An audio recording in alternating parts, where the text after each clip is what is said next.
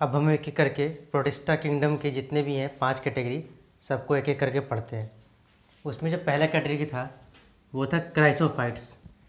Chrysophytes में क्या होता है, जो होते तो ये भी सब यूनिसेलुलर है, क्योंकि पूरा किंगडम प्रोटिस्टा में जितने भी चीज़ हैं सब यूनिसेलुलर है।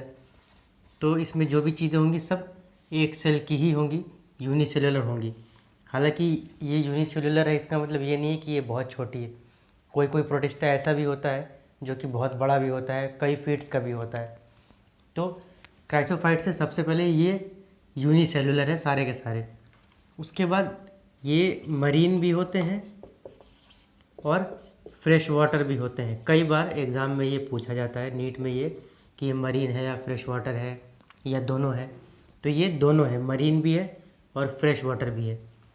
और ये प्लैंकटन होते हैं। प्लैंकटन प्लैंकटन एक वर्ड होता है।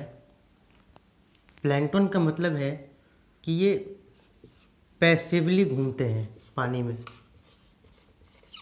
पैसिवली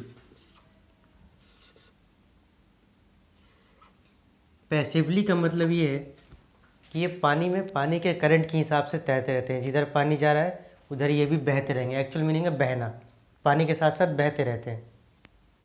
और ये अपना खाना खुद बनाते हैं। इनमें न्यूट्रिशन कैसे होता है, फोटोसिंथेसिस होता है इनके अंदर। फोटोसिंथेसिस, जैसे प्लांट अपना खाना खुद बनाते हैं वैसे ही ये भी अपना खाना खुद बनाते हैं। और कैसे बनाते हैं, इनके अंदर होता है क्लोरोफिल। क्लोरोफिल जो पिगमेंट प्लांट में होती है, क्लोरोफिल जिससे खाना बनाते हैं वो, वही पिगमेंट इनके अंदर भी होती है जिससे वो अपना खाना बनाते हैं। और इनका एक एग्जांपल होता है जो क्या होता है, डाई एटम्स।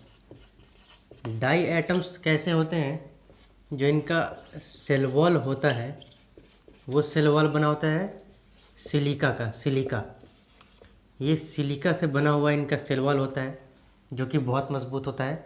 और वो इनडिस्ट्रक्टिबल है, मतलब वो डिस्ट्रॉय नहीं होता है, वो टूटता नहीं है जल्दी, वो ख़त्म नहीं होता है, वो इंडेस्ट्रक्टिबल है। और एक इसका जो बनावट होता है ये सेल वॉल का, उनका जो कवरिंग है वो एक सोप बॉक्स की तरह होता है। सोप का बॉक्स कैसे होता है, जिसमें हम साबुन रखते हैं वो खुल जाता है डब्बा, वैसे ही सोप बॉक्स की तरह इनका सेल वॉल होता है।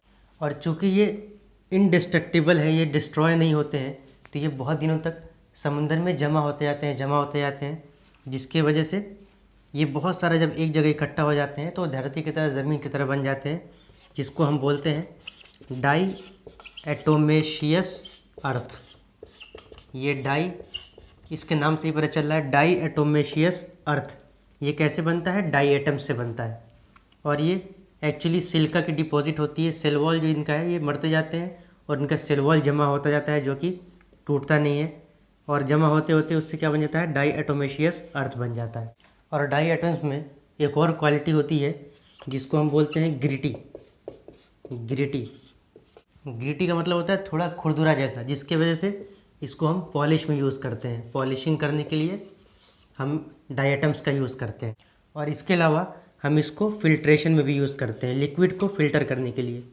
लिक्विड कौन सी है, जैसे कि ऑयल हो गया या फिर कोई सिरप हो गया, इन चीज़ों की फिल्ट्रेशन करने के लिए भी हम डाई एटम्स को यूज़ करते हैं। और डाई एटम्स को हम चीफ प्रोड्यूसर ऑफ ओशन भी बोलते हैं। चीफ प्रोड्यूसर इन ओशन, समुद्र की दुनिया में सबसे बड़ा जो प्रोड्यूसर होता है वो डाई एटम्स होता है। जैसे कि धरती पर प्लांट होता है तो समुद्र में डाई एटम्स होता है।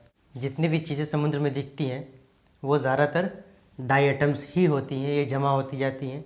और ये इतनी ज़्यादा होती हैं, ये इतना ज़्यादा प्रोड्यूस करता है जिसकी वजह से हम इसको चीफ प्रोड्यूसर ऑफ ओशन कहते हैं। वो क्या होता है, वो डाई एटम्स ही होता है। और इसका एक और एग्जांपल है गोल्डन अलगा। गोल्डन अलगा, जिसको हम एक और नाम से जानते हैं डेस्मिड्स। तो जो पहला कैटेगरी था क्राइसोफाइट्स प्रोटोजोआ का, उसमें 2 एग्जांपल हैं, एक डाई एटम्स है और दूसरा गोल्डन अलगा है।